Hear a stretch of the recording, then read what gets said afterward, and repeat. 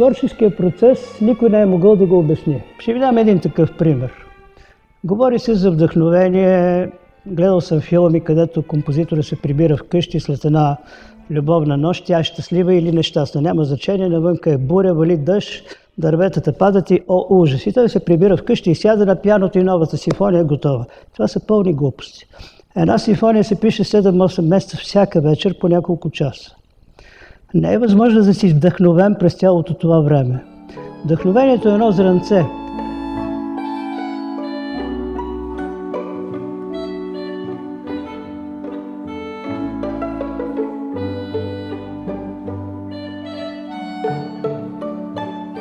Тя непрекъснато се ражда в главата ми. Повечето пъти тръгва от някаква драматургична идея.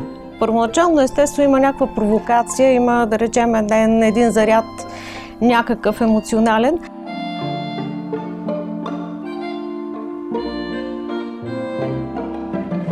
Всяка нова партитура представлява едно бяло платно, в което постепенно се наслагват емоции, колорит, отношения, взаимоотношения. Това е един вид втори живот на творбата. Ако успее човек да достигне до сърцата на публиката, това е най-голямото богатство за изпълнителя. Музиката дава най-голямата свобода на един човешки индивид. Връзката стана случайно, но даде много интересни резултати.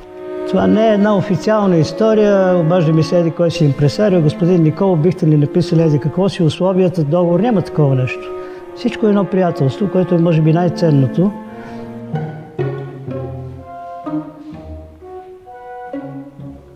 Имаше някаква малка помощ, но преди всичко това беше възможно благодарение на инициативата и на емоцията на изпълнителите и на авторите, разбира се.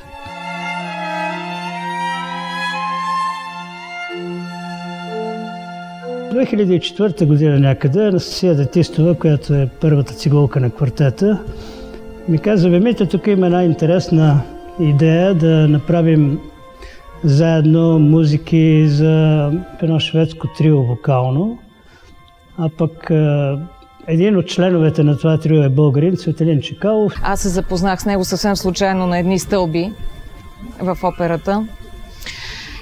И оттам се заговорихме за музиката, за изкуството. Той ни съдейства и ни запозна с негови колеги певци Хелена Милус, Ан-Кристин Вилунд. Хелена Милус, тя е финландка, мецо-сопран, а Ан-Кристин Вилунд, тя е шведка. Så började jag skola mig så att jag fick roller. Sopranroll, kyrkomusiken. Jag har sjungit allt, inte pop, men allt annat. Och kyrkomusiken är mitt.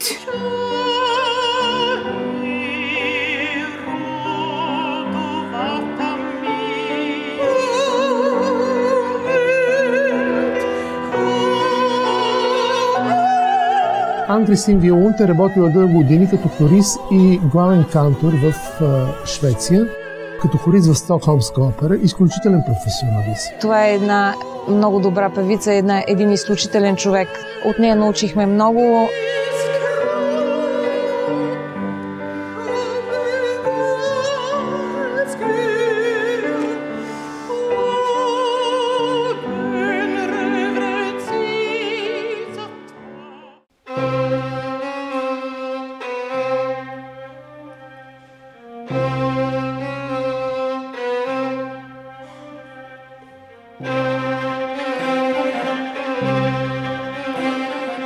Ние сме се събрали 4 приятелки съмишленици преди 20 години, които свирим в струнен квартет Хорс с името на славянски бог на слънцето. Ние сме почитателки на съвременната музика. Мога да кажа, че са единствени квартет, който изпълняват скандинавска музика тук на такова ниво. Свирили сме аржентински автори, хърватски автори, бразилски автори.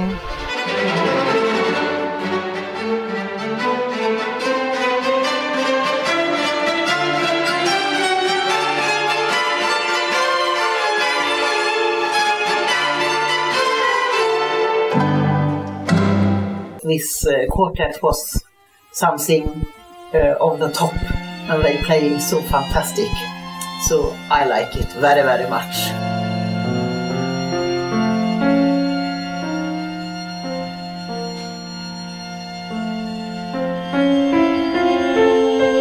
Цветелин Чекалов, който много пъти се е извел в Швеция. И освен това има и такива заложби организаторски доста добри.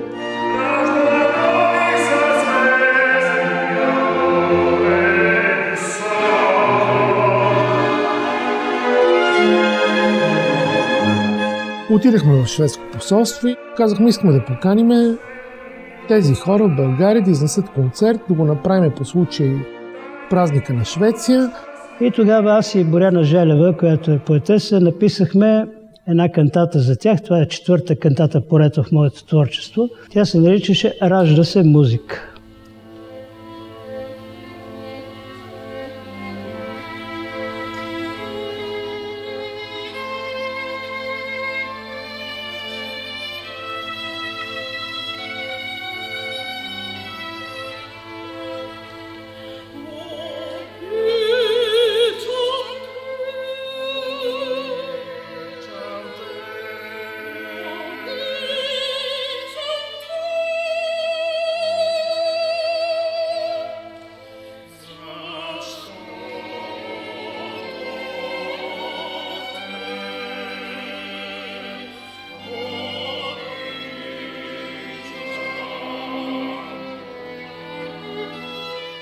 Шарлот Рут и нейния съпруг, който беше посланник, негово превъзходителство в Швеция, в България. Те бяха хората, които бяха нашите основни спонсори и с които направихме първия си концерт. И така, започна нашето сътрудничество. И най-първо те дойдоха в София, шведското трио, заедно с квартет Хорс имаха няколко концерта в камерна зала в България, в залата на Съюза на композиторите, където се намираме в момента.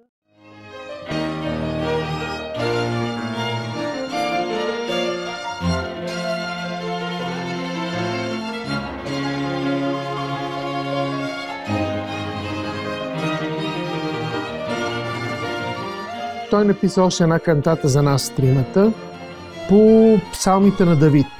Това е по текстове от Библията, разбира се, усъвременени, защото всичко това е всъщност една поезия на Боряна. Аз свързах живота си с един музикант, който по някакъв начин изяви интерес към това, което съм написала, и в много от случаите, когато пише музика по стихове, предлага да вземе мои текстове. Det här som jag nu har valt vad jag sjunger så älskar Siljo av Nikolov. Och det vill jag hela tiden ha med. Very beautiful music to sing.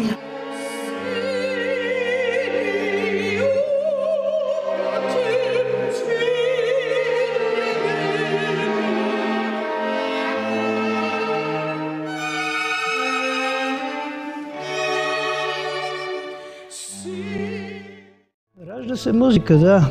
Така се казва кантата, така се казва едно от стихотворенията на Боряна Желева, които са написани специално за тази кантата. Ражда се музика между тези срещи. Митко Николов пише за тях, Микаел Фалстад пише за нас и се разбираме. Нашата съвместна работа с Димитър Николов дава възможност да направим мост между нашата и шведската култура. Доколкото знам, той може би ще пише отново за тях. It was very fun, marvelous to meet them. Фактът, че това сътрудничество вече продължава, не знам, 7-8 години и нямаме намерение да свършва, означава, че между нас има една химия, една магия, която, дай Боже, да продължи. Музиката се ражда, когато има свобода. Музиката се ражда, когато човек е щастлив.